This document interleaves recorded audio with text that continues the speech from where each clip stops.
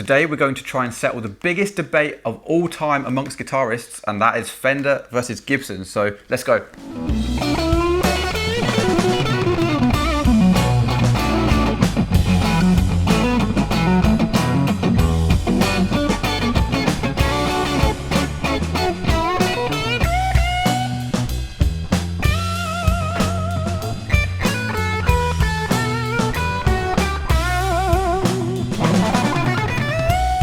So whether you're a beginner guitarist looking for your very first guitar or a seasoned professional looking for your next guitar, there's just so many options. Today we're going to be focusing on what are arguably the two most iconic guitar brands in history, and that is Gibson and Fender. So Gibson guitars are iconic and respected worldwide. They're renowned for their warm, full tones, and they've been used by most guitarists in history. Gibson's flagship model, the Les Paul, has become a symbol of rock and roll history itself.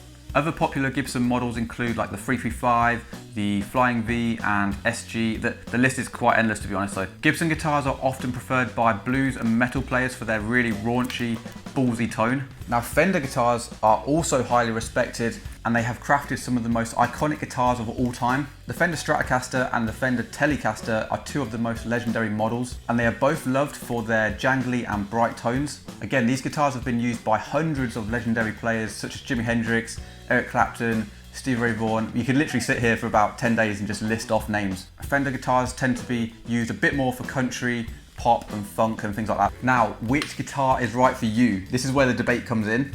Ultimately, the cop-out answer is it depends on your personal preference.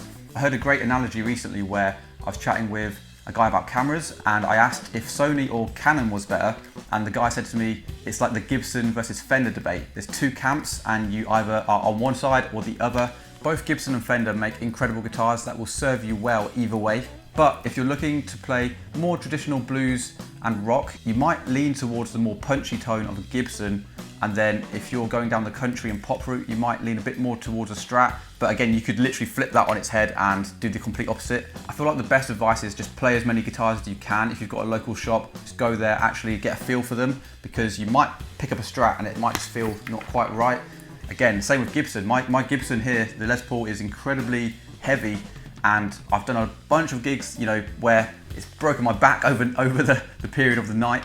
It's still worth it for the tone, but it's something to bear in mind. For me personally, the Strat just feels like an old pair of jeans that I can just literally pick up and it's like home.